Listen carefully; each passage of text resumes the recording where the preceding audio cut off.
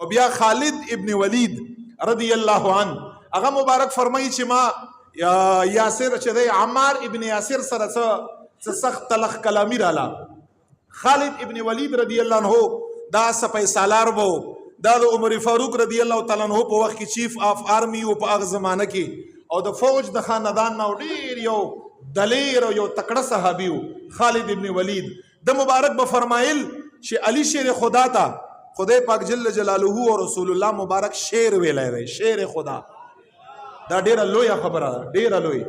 خدای مبارک به فرمایل کنه چې کما ته خدای په خپل پیشو ویل وای کنه پیشو شیر خو ډیره لوی خبره، خپل پیشو یې مراته ویل وای. دا څنګه چې کافرانو خزر اوستي دي د فرمایل دا سه به ما د کافرانو خزو وینځي کړي وای. دا دومره دلیر صحابي وو چې ما ته خدای خپل پیشو مو وای کنه کافر برانه پزمکه باندې پاتې نشي. خالد ابن ولید دا لږ جذباتي صحابي و، ډیر فوجي و. نو دای مبارک فرمای عمار ابن یاسر سره ما لګه تلخ کلامی رااله. د ډایرک راغی نبی علیہ الصلوۃ والسلام مبارک لورته فرمای خالد ابن ولید رسول الله مبارک باندې دام ډیر ګرانو، ځکه چې د اغرور تکل چې د ایمان نور وړای دا ډیر اوخيار صحابي و. نو نبی علیہ السلام مبارک د خالد ابن ولید سی برور ته چې خالد ابن ولید سی خو ډیر اوخيار صحابي دی، دا ایمان څنګه نه راوړي دی. پکار د چې ایمان یې راوړی وي دغوندې اوخيار او پوه سړی بیا د مبارک چې د ایمان یې راوړ د نبی علیہ السلام په صحابو کې شامل شو. ډیر جنگونه رسول الله مبارک سره او ډیر په صحابو دور کې. عمار ابن یاسر راغی رسول الله ته شکایت وکړه. رسول الله مبارک سره عمار ابن یاسر ناس ته شکایت ورته کوي نبی علیہ السلام مبارک پر لته والی سر مبارک یې ټیټ کړی، داسې څنګه چې انسان مراقبه کا او ناستی. خالد ابن ولید پس راغی.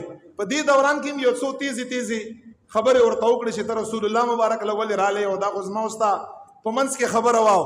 غریب خو مبارک داسې او عمار ابن یاسر چې داسې د خاندان څخه افراد یې نو بس څه خبره براله ډایرک به رسول الله مبارک لراته هغه هر څو رسول الله مبارک بیام سر مبارک نه راوچتاوه. د مبارک ول आवाज ورکه حدیث الفاظ دادي چې عمار ابن یاسر ورته فرمایي چې الا تراه یا رسول الله مبارک ته د خالد ابن ولید خبرې ناوري ورته دا ماته ته ناوري.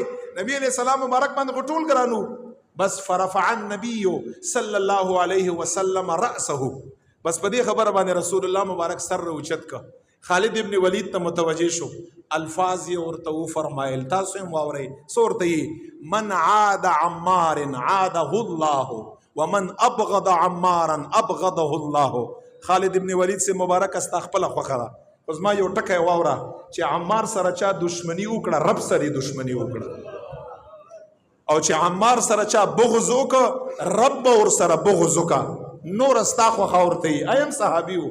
د مبارک فرمای چې بهر مسجد نه راوتم عمار په انتظار باندې ناشته مچ کله بروزی چې رضا یکړم کله چې د مبارک راوته او د مبارک خالد ابن ولید فرمای چې ورته شروع شوم په سوالونو باندې او په مافی باندې هغه مبارک متر دی پوری چې ځان نه مرزا کا راتوي خندل رضا شو. بیا می ځان سره عهد وک چې زب عمار ابن یاسر تنن نفس هیڅ هم نوایم نو چې چا رضا دا د رب رضای او د چا بغض دا د رب بغضی او د چا عداوت دا د رب غداوتی. دا داسې انسان څومره لوی شخصیت دی. دغه انسان له رب لا یزال څومره کمال او څومره فضیلت ورکړی.